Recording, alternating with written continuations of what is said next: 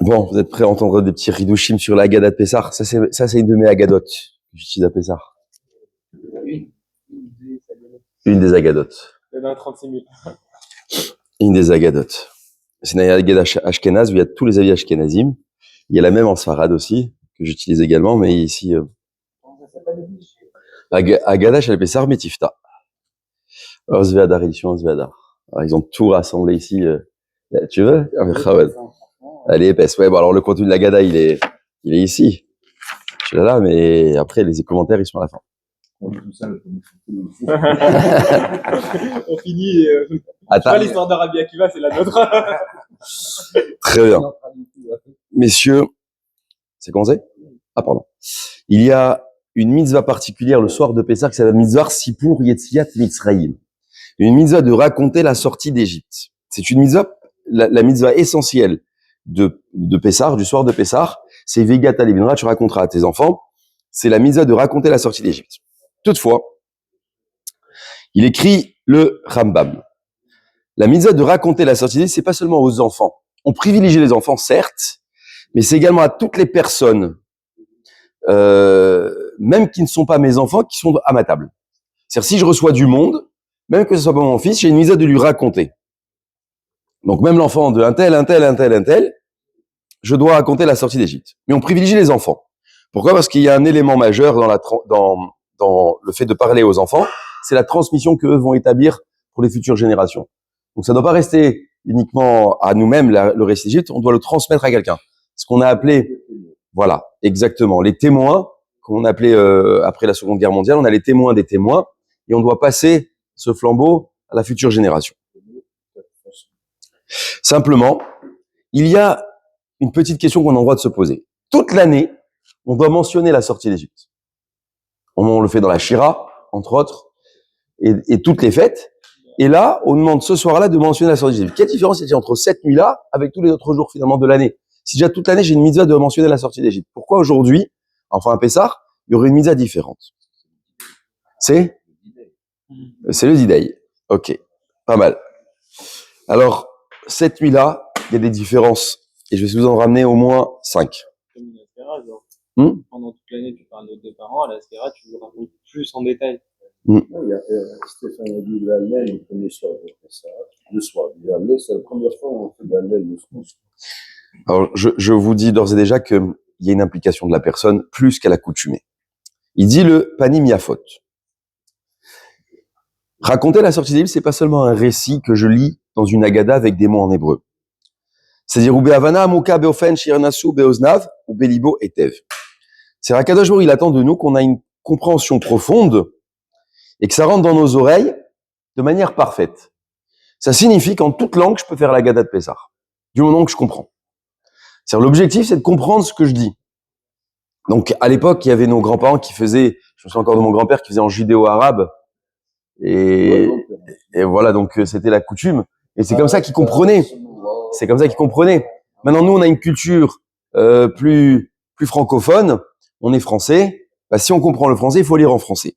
Et aujourd'hui, Baruch Hashem, ça ne manque pas les Haggadot qui sont traduites de manière précise avec des commentaires en français.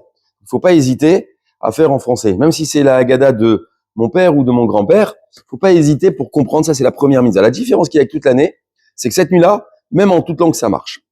Deuxième chose, c'est le Ratam Sofer qui ramène une différence. Il dit Aval bela seder mechouyav ou les saper bipiv et inyan yetziel mitzrayim. Ça se fait par la bouche. Ça signifie que le penser ou le lire par les yeux ne m'acquitte pas. Il faut le dire, comme le dîn de la tfila, comme les lois de la tfila. C'est-à-dire il faut prononcer des mots. Pardon? Exactement, j'allais y arriver. Pessar, c'est la bouche qui parle, la bouche qui raconte. C'est ça le mot Pessar. Ça a deux traductions, c'est passer par-dessus, passer au vert. Donc tu passes par-dessus et pas au rouge. Et bien sûr, Pessar, la bouche qui parle. Donc c'est important de le faire par la bouche. Et souvent, on rend spectateurs les personnes qui sont autour de la table et pas acteurs. On doit devenir des acteurs de la Haggadah de Pessah. Donc en d'autres termes, il faudrait prendre conscience du texte que nous avons à lire avant Pessah afin de pouvoir le raconter de manière judicieuse le soir de Pessah. Ça, c'était la deuxième différence. La troisième, c'est peut-être la plus importante. C'est au nom du Midrash Trinur. qui recense toutes les mitzvot de la Torah, les 613 commandements, et qui développe quel est l'objectif des 613 commandements. Et dans une des mitzvot, c'est Maguide raconter la sortie d'Égypte. Il dit, la différence qu'il y a, ce sont les enfants le soir de Pessah. C'est-à-dire l'objectif, ce sont les enfants. Donc on doit les maintenir éveillés, on doit leur raconter. Et enfant, ça veut pas dire enfant petit. Enfant, c'est même adolescent, même adulte. Mon enfant est autour de ma table, le soir de Pessah, j'ai une mitzvah de lui raconter la sortie d'Égypte. Et l'enfant a une mitzvah également de poser des questions à ses parents. Quel que soit l'âge. Quel que soit l'âge. Nous avons un jeu à la maison, que je vous partage. Un jeu que j'ai appris de maître, hein, ça sort pas de ma maison. C'est que nos enfants, un mois avant Pessah, donc depuis le lendemain de Pourim, ils sont là, ils prennent leur Agadot, traduit en français pour certains, en hébreu pour d'autres, savant la compréhension qu'ils ont, et ils notent des dizaines et dizaines de questions. L'objectif, c'est de coincer papa. C'est l'objectif. Alors moi, vu que je connais le jeu, je me prépare à toutes les éventualités des questions, c'est pour ça que j'ai beaucoup de Agadot, et j'espère ne pas qu'ils me coincent pas. Et quand ils m'ont coincé, alors ils gagnent ou de l'argent, c'est la récompense, mais pas à Pessah, on ne pas, mais ou des bonbons. À l'époque, il y avait des bonbons, on donnait des bonbons aux enfants. J'ai perdu au bout d'une minute. Donc, tout va bien. Donc, la différence ce soir-là, ce sont les enfants. Je dois m'attarder sur eux, sur leur transmission. Alors, il y a la fameuse question qui disent, et si j'ai plus mon père, eh ben, c'est toi le père. Maintenant, c'est toi le père, c'est toi qui dois animer le Seder de Pessah, c'est toi qui dois faire en sorte que ton enfant pose des questions. Et voilà pourquoi toute la Haggadah va être rythmée avec Manishtana, les questions, ou avec les 4 fils, Raham, Racha, Tam, Shened et Dalishol. Et l'enfant, il a des questions. Et qui apporte les réponses? Eh ben, le père doit apporter les réponses. Donc, ça demande un enjeu de questions-réponses. Ce soir-là, c'est pas un récit, c'est un jeu de questions-réponses. Je te questionne, tu me réponds. Je te questionne, tu me réponds. Et si maintenant la question, je ne sais pas, alors je vais essayer de chercher la réponse.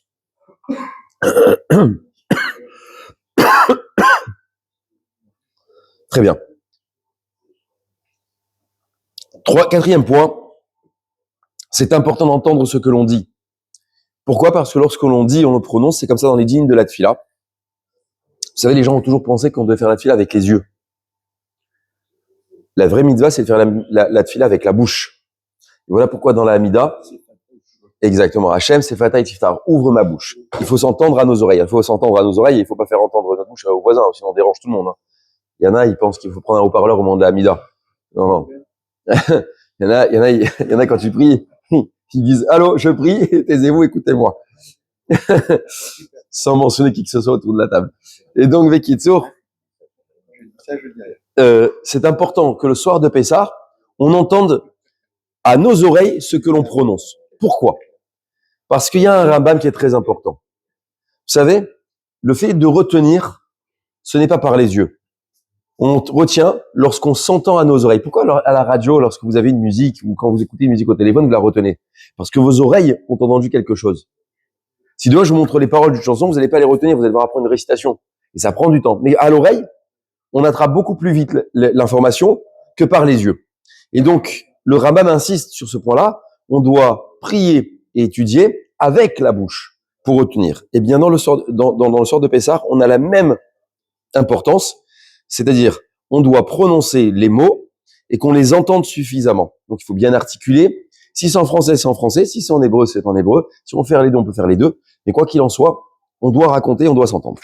Quatrième point, le plus important. Peut-être le must. Juste, oui. Une question. Toute l'année, on n'a pas forcément de s'entendre mentionner la sortie d'Égypte. Si, mais encore une fois, toute l'année, tu pries. C'est une fila. Ici, c'est pas un récit. Donc, ça veut dire que l'année, c'est pas un récit. Là, c'est un récit. Là, c'est un vrai récit. Donc, un récit, c'est-à-dire que je le fais avec moi-même. Là, maintenant, je le fais avec autrui. Donc, je te partage une information. Il y en a, ils lisent dans leur barbe. Non, lié pour tout le monde. Fais partager tout le monde. Fais partager tes connaissances. Fais partager ton récit, ton vécu. Mais ça arrive avec le quatrième point que je vais annoncer.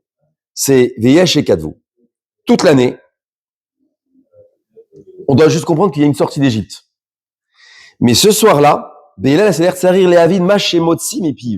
c'est important de comprendre ce qui sort de notre bouche. Donc ça veut dire que même quand je l'ai en français, des fois je comprends pas tout. Ça nous demande une préparation. Ça nous demande de savoir, mais attends, qu'est-ce qu'il me dit le texte? Oui, c'est en hébreu. Ouais, c'est ici.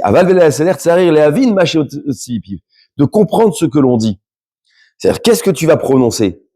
Hier, j'ai posé une question toute simple de la Haggadah. Il y a écrit, tout celui qui n'a pas dit ces trois choses-là, il est pas quitte de son obligation. Pessar, Matzah ou Maror. T'aurais dû me dire, tout celui qui a dit ces trois mots-là, il est quitte de son obligation. Pourquoi tu me le dire négatif? Ça, c'est une question de Haggadah. Pourquoi tu commences par Pessar qui est la liberté, Matzah qui est la liberté, et Maror qui est l'amertume? L'amertume est venue avant la liberté. Pourquoi tu as eu Maror avant Pessar et Matzah? C'est une deuxième question de Haggadah. Et c'est des vraies questions. C'est lorsqu'on s'intéresse un tout petit peu au texte. Et en fonction, vous allez voir qu'il y a des réponses qui sont judicieuses d'apporter, surtout d'abord à nous-mêmes, mais également à la future génération. C'est-à-dire, on ne construit pas sa liberté sur de la liberté. On construit la liberté sur de l'esclavage. Donc, il a fallu passer au préalable par l'esclavage. Donc, le Baal Haggadah, dans Pessar Matzah Maror, il nous invite à dire, retiens le goût de l'amertume, parce que c'est dans l'amertume que tu as retrouvé les ressources nécessaires pour trouver la liberté. Et on recherche toujours le remède quand on sait qu'on a un problème de santé. Si on est en bonne santé, jamais on va chercher un remède. Quand on recherche la lumière lorsqu'il y a l'obscurité. Et c'est comme ça en permanence. Et ça, ce sont des vraies questions de Haggadah à poser. Pourquoi il y a 4 fils? Pourquoi il n'y en a pas 5? Pourquoi il y a 4 questions? Pourquoi il n'y en a pas 8? C'est des questions de Haggadah. Pourquoi je mange pas? Tous les enfants, ils posent la même question. Pourquoi ne mange-t-on pas tout de suite? C'est une vraie question. On passe 2 heures avec un seder qui est très long, interminable. Et avec ça, les 3/4 du temps, les enfants s'endorment avant la fin de la Haggadah. Et je vais rajouter encore un point. Les femmes sont déçues d'avoir préparé une table, 14 kémias et 10 plats. Et on est tellement remplis avec la matzah qu'on mange rien. Et après, ça fait l'histoire de Shalom Bayit.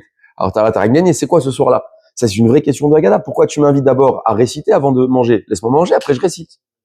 C'est une vraie question. Il y aura l'heure d'été, le premier soir. Donc, non, pas encore. Et là, vient encore une fois le Gaon. Il dit, Belal a seder tsarir les saper bedderer shela betchouva.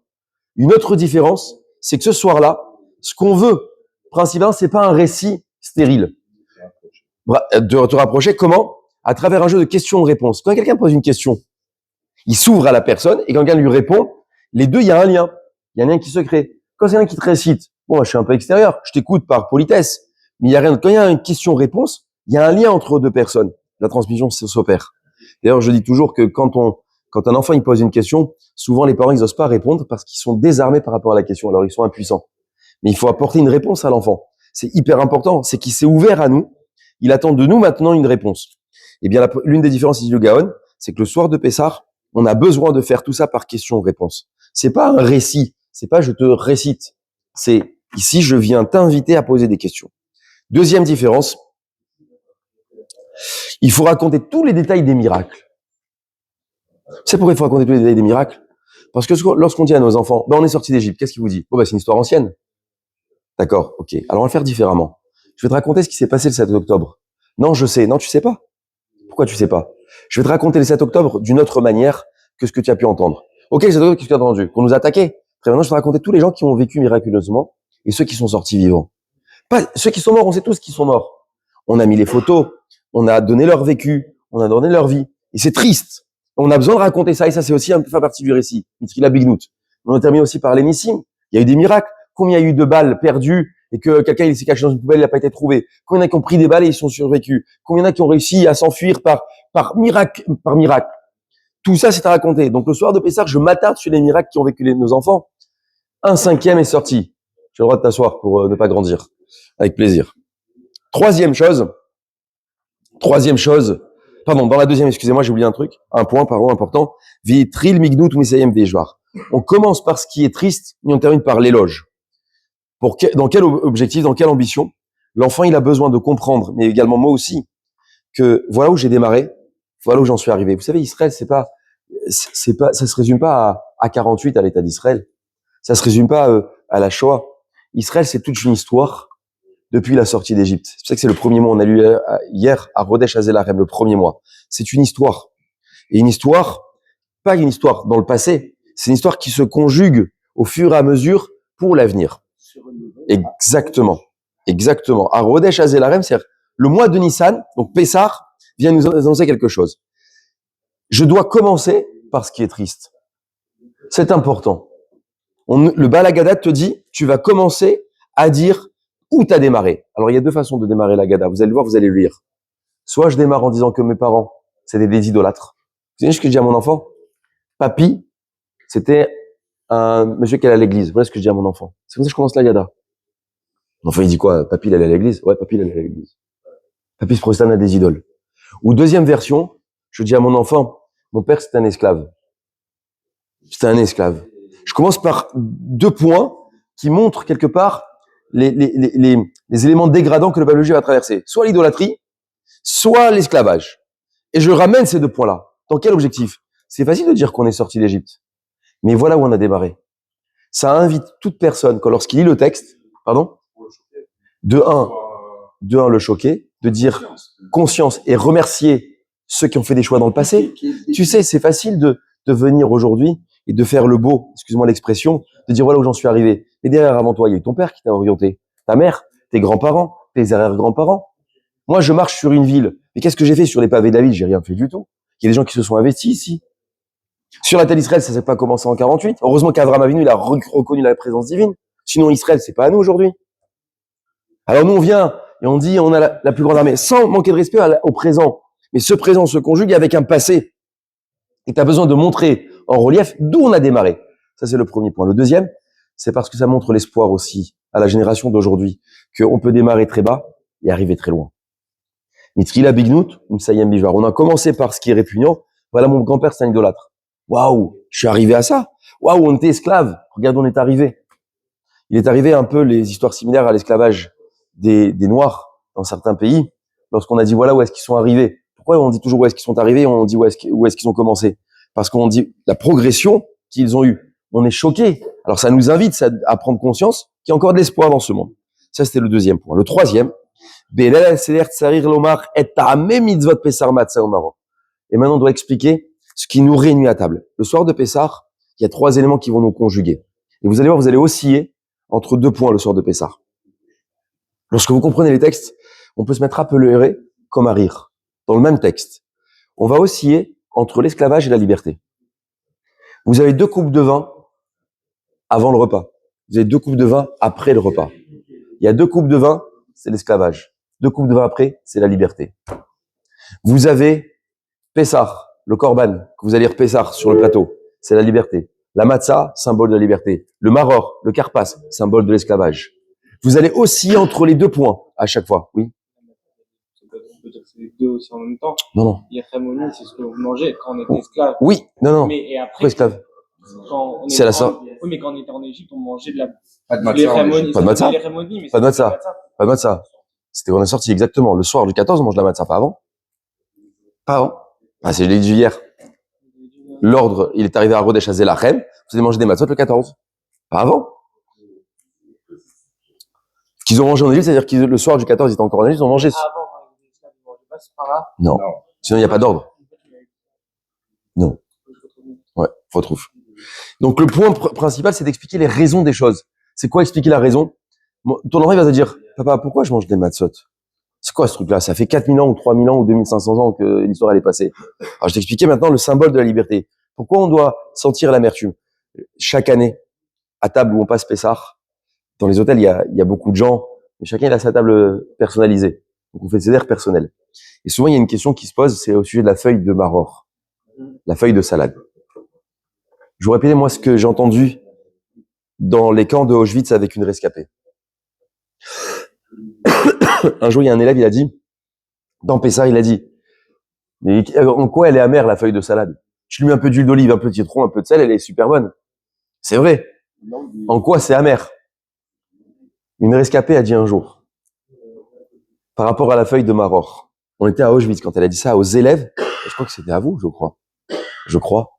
Elle a dit, l'amertume, c'est pas la salade, c'est de tous les jours avoir le même repas dans l'assiette et de ne jamais changer. À la fin, il devient amer. Ça veut dire que, je donne un exemple, tu peux donner à manger à un enfant des chocolats tous les jours, à la fin, le chocolat n'a plus le même goût qu'à l'origine. Il en a un dégoût. Il ne peut plus le rentrer.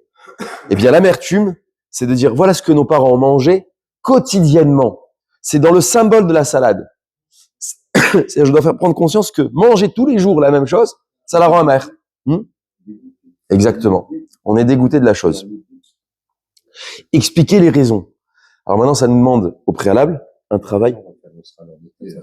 On sera à l'heure d'été, je n'ai pas fait attention. Ok. Donc ça veut dire que maintenant, le soir de Pessah, je dois prendre conscience du texte que j'ai en face de moi et comment je vais le transmettre à la future génération. Si maintenant mon enfant continue de lui-même à faire son pessar, alors c'est que j'ai fait la bonne transmission. Si mon enfant se limite maintenant à ce qu'il a reçu mais ne le fait pas de lui-même, ne devient pas un acteur, alors il m'a manqué quelque chose dans la transmission. On a un rôle majeur. Nous sommes les témoins des témoins et des témoins de la sortie d'Égypte. Si je suis autour de la table, si je fais partie de ce 1/5 qui est sorti d'Égypte, exactement. Alors maintenant, je vous réponds par la fameuse question, pourquoi on ne mange pas avant le récit? Tout simplement. C'est très, très simple, la réponse. Il y en a beaucoup. J'en donne une simple. C'est que ce soir-là, si le symbole, c'est la liberté, et que je dois acquérir cette forme de liberté, il faut acquérir la liberté sur tous les aspects de la vie. Et un des points où on est retrouvé esclave au quotidien, c'est qu'est-ce qu'on mange. Vous connaissez cet esclavage-là? On rentre à la maison, qu'est-ce qu'on mange? Ce soir-là, on te demande que la nourriture vient en second plan. Tu vas devenir libre même de la nourriture. Voilà pourquoi tu manges accoudé du côté gauche. On n'est pas à l'aise quand on est accoudé du côté gauche. Et d'ailleurs, pourquoi on est accoudé du côté gauche? La nourriture vient à toi. C'est-à-dire, tu es libre. C'est pas toi, comme toute l'année, qui vient à la nourriture, tu es esclave. C'est-à-dire, tu dois même dans ton comportement avoir une différence avec toute l'année. Tu deviens libre sur tous les aspects, même sur la nourriture. Donc, ça vient en second plan, pas en premier plan. Chazak Waour. Voilà.